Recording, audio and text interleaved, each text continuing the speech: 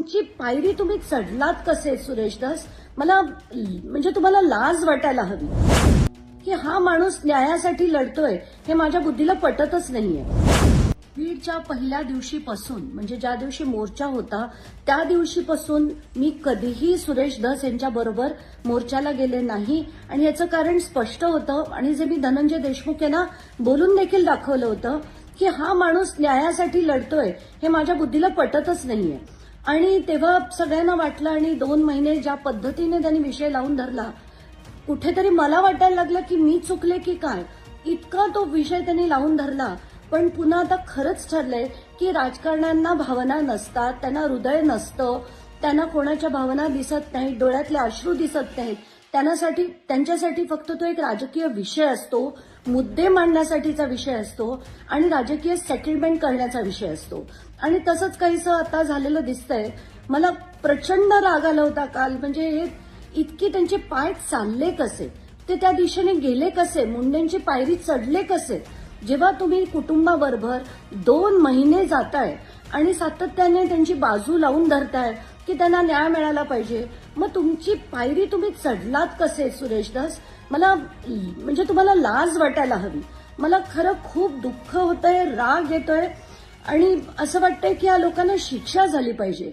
आणि म्हणूनच मी पहिल्या दिवशीपासून तेच म्हणते की पहिल्या दिवशी सापडलेले 2 मोबाईल आणि त्याच्यात असलेला जो फोन, जो बड्या नेत्याचा फोन होता, तो आजपर्यंत बाहेर आलेला नाहीये. आणि त्यांना सगळे वाचवण्यासाठी आता हे सगळं सुरू झालंय. म्हणजे त्यात फडणवीस पण आहेत, बावनकुळे पण आहेत, धस पण आहेत आणि मुंडे तर नक्कीच आहेत. अजित पवारांबद्दल तर आपण बोलायलाच नको. तर मला असं वाटतंय की हे सगळं आता बास झालं. आता हे कोर्ट मॉनिटर्ड झालं पाहिजे. तोपर्यंत खरं कधीच येणार नाही आणि न्याय हा फक्त राजकारण्यांना मिळतो, सामान्य जनतेला न्याय कधीच मिळत नाही, कधीच नाही. सरपंच संतोष देशमुख यांची हत्या होऊन 2 महिने झालेले आहेत आणि त्यांना न्याय मिळवून देण्यासाठी मनोज जरांगे, सुरेश धस व अंजली दमिने यांचे प्रयत्न सुरू आहे. मात्र काल सुरेश धस यांनी नुकतीच चंद्रशेखर बावनकुळे व धनंजय मुंडे यांची भेट घेऊन तब्बल 4.5 तास चर्चा केल्याने राजकीय वर्तुळात उलथापालथ झालेली आहे. या भेटीने मराठा आंदोलक मनोज जरांगे पाटील यांनी काल सुरेश धस यांच्यावर संताप व्यक्त केलेला आहे.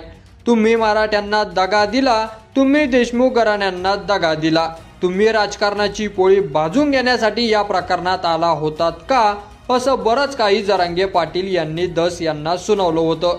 मात्र आज अंजली दमिने यांनी सुद्धा सुरेश धस यांच्यावर हल्लाबोल केलाय. बीडच्या पहिल्या दिवशीपासून म्हणजे ज्या दिवशी मोर्चा होता त्या दिवशीपासून मी कधीही सुरेश धस यांच्या बरोबर मोर्चेला गेले नाही आणि याचं कारण स्पष्ट होतं आणि जे मी धनंजय देशमुख यांना बोलून देखील दाखवलं होतं की हा माणूस न्यायासाठी लढतोय हे माझ्या बुद्धीला पटत नाही. आणि 2 महिने ज्या पद्धतीने त्यांनी विषय लावून धरला कुठेतरी मला वाटायला लागलं की मी चुकले की काय, इतका तो विषय त्यांनी लावून धरला.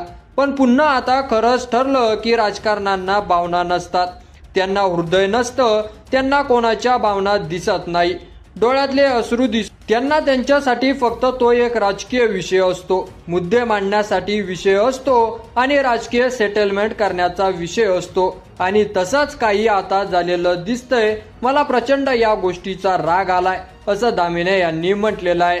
तर अंजली दमिने यांच्या प्रतिक्रियेवर तुमचं मत आपल्या कमेंट बॉक्समध्ये लिहायला अजिबात विसरू नका. आणि असेच नवीन व्हिडिओ पाहत राहण्यासाठी आपल्या मराठी एल्गार या यूट्यूब चॅनलला सबस्क्राईब करा. धन्यवाद.